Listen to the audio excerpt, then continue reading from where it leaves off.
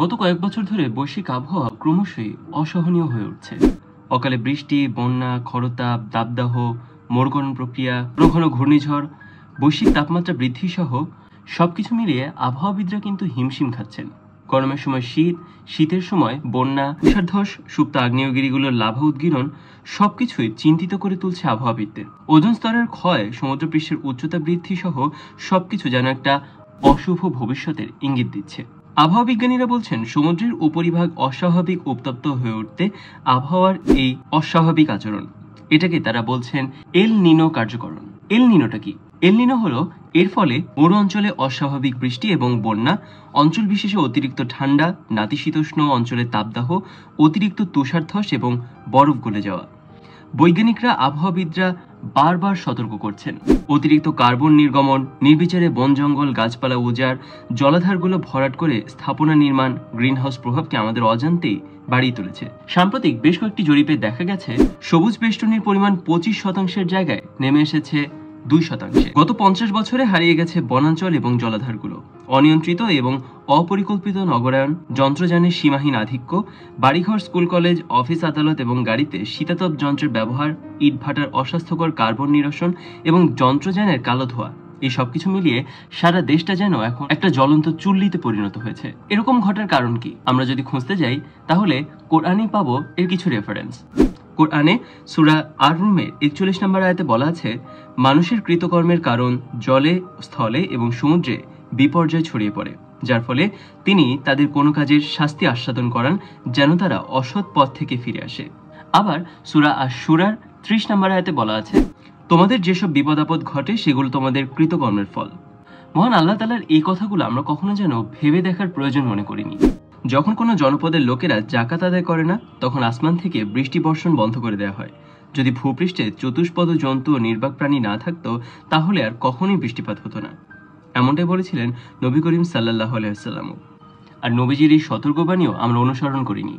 উল্টো নির্বিকারে বন ধ্বংস, অপরিকল্পিত নগরায়ন, তেজস্ক্রিয় বর্জ্য পরিশোধনে ব্যর্থতা, নদী, বিল, খালের এগুলোর নাব্যতা বন্ধ হয়ে মৃত জলাধারে পরিণত হওয়া, কীটনাশক এবং রাসায়নিক সারের ব্যবহারের ক্ষমতার দাপট দেখানো যুদ্ধ সহ সবকিছুই প্রকৃতির স্বাভাবিকতাকে ধ্বংস করে দিচ্ছে।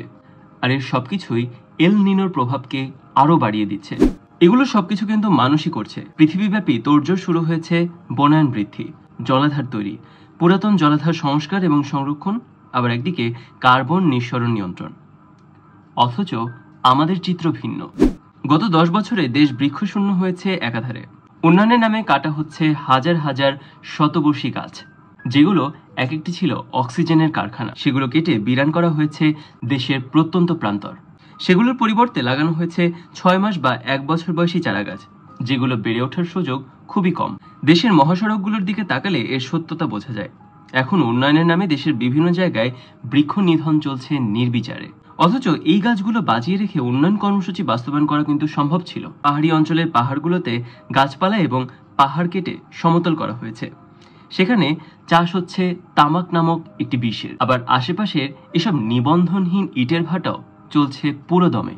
এসবের জ্বালানির মুখ্য অংশ কি, সেটা কি আমরা কখনো ভেবে দেখেছি? এসব জ্বালানির মুখ্য অংশ পাহাড়ের গাছ এবং জঙ্গল। যাদের এসব দেখার কথা, অজানা কারণে তারা নিশ্চুপ। তাদের নাকের ডগা দিয়ে চোখের সামনে চলছে প্রকৃতির নিধনের মহোৎসব। পরিবেশ মন্ত্রণালয়, অধিদপ্তর এবং কর্মকর্তারা নির্বাক, নিষ্কর্ম, প্রশ্নবিদ্ধ দর্শকের ভূমিকায়। অথচ এই মুহূর্তে একজন মুমূর্ষ রোগীকে আমরা যেভাবে বাঁচাতে চেষ্টা করি, সেভাবে আমাদের দেশের গাছপালাকেও বাঁচানোর জন্য সেই চেষ্টাটাই করা উচিত। যেই গাছ যেখানে আছে সেটিকে সযত্নে সেখানে রেখে উন্নয়ন কর্মকাণ্ড বাস্তবায়ন করে পরিবেশ সংরক্ষণ করা সম্ভব। পৃথিবীর বহু দেশে কিন্তু এরকম 400-500 বছরের গাছেরও দেখা মেলে, কিন্তু আমাদের দেশে এসব গাছের দেখা মেলা ভার। ক্রমাগত গাছপালা নিধনের ফলে বাংলাদেশটা যেন হয়ে উঠছে একটা উত্তপ্ত কড়াই। আপনি খেয়াল করলে দেখবেন সারা দেশের নদী, নালা, জলাধারগুলো আস্তে আস্তে হারিয়ে যাচ্ছে। একদিকে বৃষ্টি নেই, অন্যদিকে 1 ঘন্টার বৃষ্টিতে ঢাকা, চট্টগ্রাম সহ অন্যান্য শহরগুলো পানিতে তলিয়ে যাচ্ছে। এর কারণ কি? শহরের পানি বেরিয়ে যাওয়ার জায়গা নেই। ঢাকার বাতাস সারা বছর অস্বাস্থ্যকর। একসময় দেখা যাবে যে বসবাসের অযোগ্য নগরী হিসেবে ঢাকা চলে যাবে সবার উপরে। মরুকরণ এড়িয়ে সারা দেশ বসবাসযোগ্য করে তুলতে অবিলম্বে বৃক্ষ নিধন বন্ধ করা দরকার। উন্নয়ন কর্মকাণ্ডে গাছ বাঁচিয়ে রাখা এখন সময়ের দাবি। প্রয়োজন সারা দেশে বছরব্যাপী বৃক্ষরোপণ অভিযান। মহাসড়কের পাশে যেসব পরিত্যক্ত জমি আছে সেগুলোতে ঘন এবং দ্রুত বর্ধমান বনায়ন প্রয়োজন গাছ কাটা আইনের পরিবর্তন। ঢাকা মহানগরীতে যেসব স্কুল কলেজ আছে, অফিস আদালত আছে, এগুলোর যে ফাঁকা জায়গাগুলো আছে সেখানে গাছ লাগানো অতীব জরুরি। বৃক্ষরোপণে ফলদ এবং ভেষজ গাছের প্রাধান্য দেওয়া বেশি প্রয়োজন। এতে করে ফিরে আসবে পাকপাখালি, পরিবেশ হবে ভারসাম্যপূর্ণ। আপনি খেয়াল করলে দেখবেন আমাদের আশেপাশে এখন আর আগের মতো সেই পাখির ডাক নেই।